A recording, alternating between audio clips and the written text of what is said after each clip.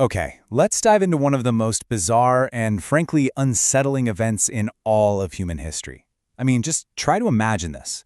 An entire city seized by an urge to dance. An urge they couldn't control, that was agonizing, and in the end, deadly. This is the mystery of the Dancing Plague. So, picture this. The year is 1518. We're in the city of Strasbourg, and this was not a happy place. The city had been just battered by years of brutal famine, disease, and crushing poverty. People were desperate, they were deeply superstitious, and they were living under this immense psychological pressure. The whole city was basically a powder keg of anxiety, just waiting for a spark. I know, it sounds like something straight out of a horror film, right? But for the people of Strasbourg, this question became a terrifying, unbelievable reality. And it's the central mystery we're going to try to piece together today.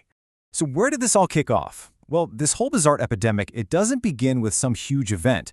It starts with the shuffling feet of just one person, a woman named Frau Trofea.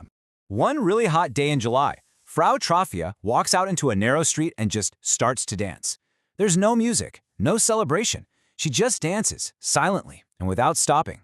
For days, she would only collapse for a few moments from pure exhaustion before some invisible force seemed to pull her back to her feet. You can imagine her neighbors just gathering around, completely baffled, not knowing what in the world to do. And this is where things get truly terrifying. It didn't stop with her.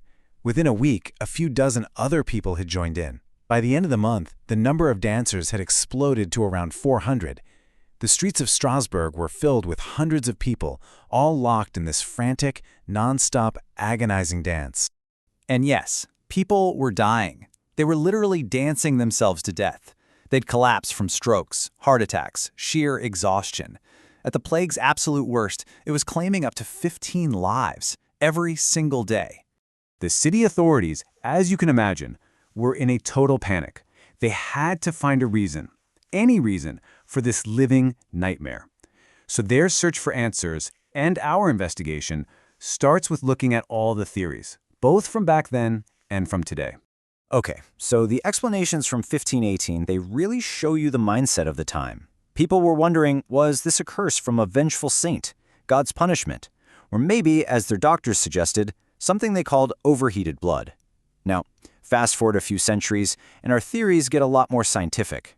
We start pointing fingers at things like ergot poisoning, that's a toxic fungus that grows on damp rye, or maybe some kind of mass neurological disorder.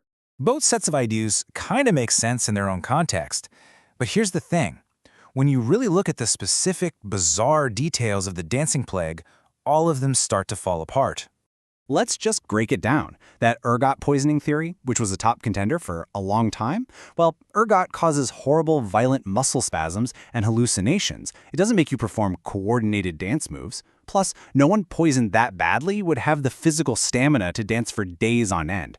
And as for some kind of contagious brain disorder, we don't know of a single one that can spread to hundreds of people just by watching or hearing them. The clues just don't add up.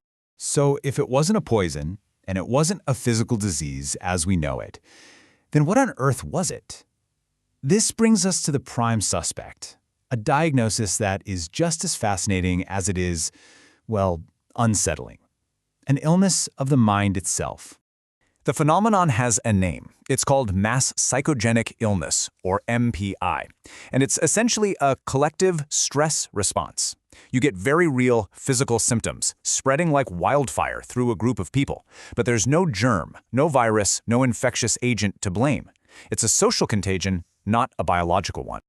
And this is exactly why mass psychogenic illness fits the Strasbourg case so perfectly. I mean, check the boxes. The symptoms didn't have a clear physical cause. It hit a specific group, the city's poor, who were under almost unimaginable stress. And it spread simply by people seeing and hearing others doing it.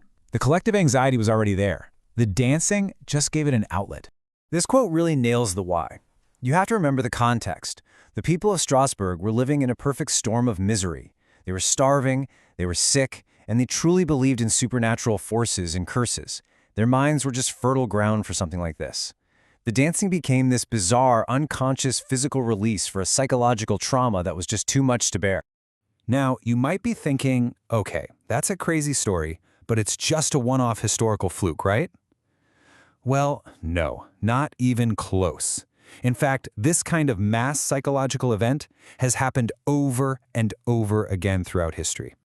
I mean, just look at this pattern. You got nuns in medieval convents who would suddenly start meowing like cats for hours. In 1962, there was an actual laughter epidemic that shut down a school in Tanganyika. And many of you might remember the Pokemon shock in the 90s, where thousands of kids in Japan reported feeling ill after a TV episode caused a few initial seizures.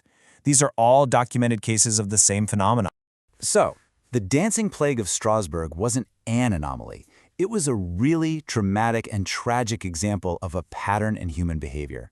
It proves that when a community is under extreme, sustained pressure, the mind can create powerful, shared, and very, very real physical reactions. Now, it's really easy to look back at a 500-year-old story and feel detached, like it's just some weird footnote in a history book. But the lessons from the Dancing Plague are probably more relevant today than they have ever been. So the first huge takeaway here is the undeniable power of the mind-body connection. The dancers of Strasbourg weren't faking it. Their psychological pain was manifesting as a very real, physical, and ultimately deadly illness. Stress isn't just all in your head, it has real consequences. And the second key takeaway is that we are profoundly social creatures, and our emotions, especially anxiety, can be incredibly contagious. Just like Frau Trophia's dancing spread through the streets, fear and panic can ripple through an online community, fueling everything from viral misinformation to dangerous social media trends. Ultimately, this quote just sums it up perfectly. The Dancing Plague isn't just a weird story. It's a powerful, kind of poignant reminder of how deeply our minds, our bodies, and the societies we live in are all intertwined. And that leaves us with one last and pretty unsettling question to think about. In our modern world of viral social media, where emotional contagions can spread across the globe in seconds, are our minds really any less susceptible to a modern kind of dancing plague? Something to think about.